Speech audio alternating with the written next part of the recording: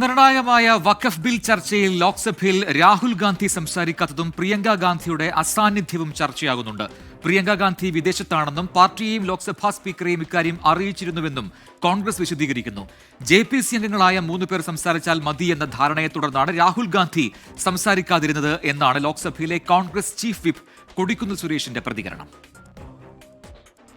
വഖഫ് നിയമ ഭേദഗതിയെ ശക്തമായി എതിർക്കണമെന്ന ഇന്ത്യ മുന്നണിയിൽ ധാരണയുണ്ടായിട്ടും രാഹുൽ ഗാന്ധിയും പ്രിയങ്ക ഗാന്ധിയും സംസാരിക്കാതിരുന്നതാണ് മുന്നണിക്കകത്തും പുറത്തും ചർച്ചയാകുന്നത്.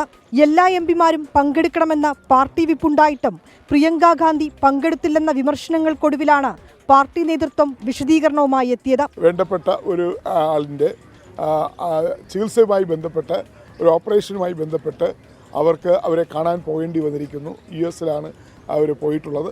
അതുമായി ബന്ധപ്പെട്ട് പ്രിയങ്ക ഗാന്ധി സ്പീക്കർക്ക് കത്ത് കൊടുത്തിരുന്നു. ഈ ദിവസങ്ങളിൽ അവർ സഭയിൽ ഹാജരാകാൻ കഴിയില്ല, അവർ വിദേശത്തേക്ക് പോകുന്നു എന്ന് അറിയിച്ചിരുന്നു.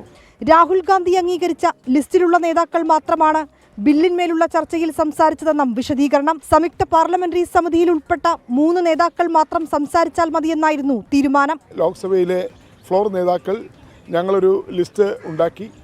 ആ ലിസ്റ്റ് ലോക്സഭയിലെ പ്രതിപക്ഷ നേതാവ് നിലയിൽ, കോൺഗ്രസ് പാർട്ടി ലീഡർ എന്ന നിലയിൽ രാഹുൽ ഗാന്ധിക്ക് സമർപ്പിച്ചു. അദ്ദേഹം അത് അംഗീകരിച്ചതിന് ശേഷമാണ് ആ ലിസ്റ്റിൽ ഉള്ള നേതാക്കന്മാർ പ്രസംഗിച്ചത്. പ്രിയങ്ക ഗാന്ധിയുടെ അസാന്നിധ്യത്തെ CPIM വിമർശിച്ചു. She didn't come as for everybody, it's her constituents to see that she was not there at such an important time for her own constituents.